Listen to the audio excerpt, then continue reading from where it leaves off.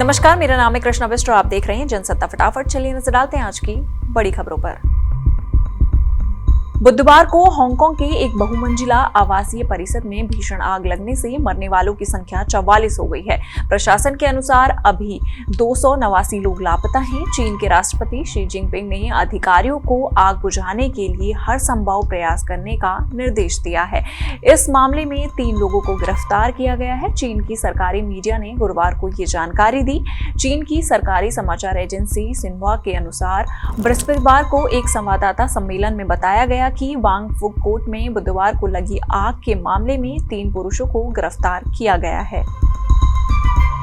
वहीं भारतीय शेयर बाजार में तूफानी तेजी जारी है। सेंसेक्स निफ्टी दोनों आज बम्पर तेजी के साथ खुले हैं। बेंचमार्क बीएसई सेंसेक्स सुबह शुरुआती कारोबार में 0.3% चढ़कर 85,912 तक चढ़ गया है और एनएसई निफ्टी 50 भी 0.3% चढ़कर रिकॉर्ड 26,995 पर पहुंच गया है।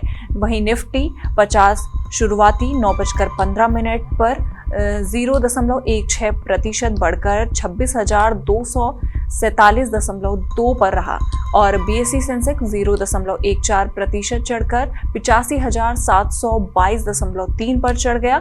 दोनों की सूचकांक अपने पिछले all time record high Nifty का 26,277.35 और सेंसेक्स का 85,978.25 सितंबर 2024 में से थोड़ी नीचे रहा।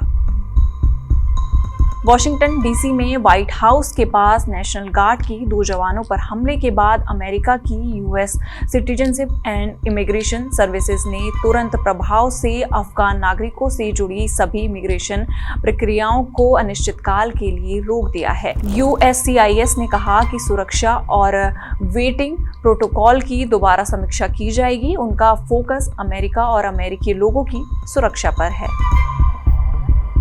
वहीं 20 नवंबर को सुप्रीम कोर्ट ने पर्यावरण मंत्रालय की उस कमेटी की सिफारिश मंजूर कर दी जिसमें अरावली पहाड़ियों की परिभाषा तय करने की बात थी।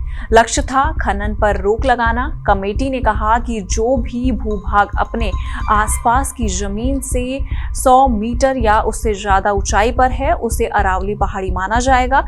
इसमें उसकी ढलान और पास का इलाका भी शामिल होगा। पर कमेटी ने ये नहीं बताया कि इस परिभाषा से अरावली के 90% से ज्यादा हिस्से अरावली माने ही नहीं जाएंगे। ऐसे में वो क्षेत्र खनन और निर्माण के लिए खुल सकते हैं जिससे पर्यावरण को गंभीर नुकसान होगा, खासकर दिल्ली एनसीआर की हवा की गुणवत्ता पर। वहीं बांग्लादेश की राजधानी ढाका की एक घनी आबादी वाली झुग्गी बस्ती में भीषण आग लगने से 1,500 झोपड़ियां जल गई जिससे हजारों लोग बेघर हो गए। इसमें किसी के हताहत होने की सूचना नहीं है।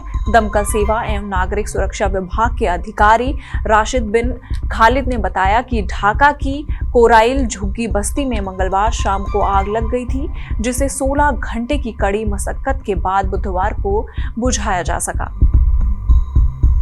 वहीं महाराष्ट्र के कल्याण में कांग्रेस के कई पदाधिकारियों ने कल्याण डोंबिवली महानगर पालिका चुनावों से पहले इस्तीफा दे दिया है। इस्तीफा देने वालों में कांग्रेस की कल्याण इकाई के अध्यक्ष सचिन पोटे भी शामिल हैं। पोटे ने बुधवार को इस्तीफा देने के बाद पत्रकारों से कहा कि उनका इस्तीफा शीर्ष नेतृत्व के उस निर्देश के बाद आया है जिसके तहत नए पदाधिकारियों के लिए जगह बनाने को कहा गया था। उन्होंने कहा कि ये निर्णय किसी तरह की नाराजगी का संकेत नहीं है। वहीं दिल्ली में धुंध की परत छाई हुई है और लोगों को सांस लेने में तकलीफ का सामना करना पड़ रहा है। धुंध के चलते विजिबिलिटी भी कम हो गई थी। दिल्ली के ज्यादातर इलाकों में AQI बेहद खराब स्थिति में है। दिल्ली का AQI इस दौरान 350 से अधिक दर्ज किया गया है। यहाँ हवा की गुणवत्ता बेहद खराब श्रेणी में बनी हुई है। प्रदूषण को देखते हुए commissioner for air quality manager ने ग्रैप 3 के प्रावधान को लागू कर दिया है। इसके लागू होते ही गैर जरूरी निर्माण कार्य पर रोक लगा दी गई है। बता दें, दिल्ली सरकार ने बढ़ते प्रदूषण को लेकर राजधानी में सभी सरकारी और निजी दफ्तरों में 50% कर्मचारियों को घर से काम करने का आदेश जारी किया है। उनका कहना है कि इससे सड़कों पर भीड़ कम होगी और प्रदूषण से लोगों को राहत मिलेगी। वहीं स्कूलों को भी ऑनलाइन मोड में चलाने के निर्देश जारी किए गए हैं।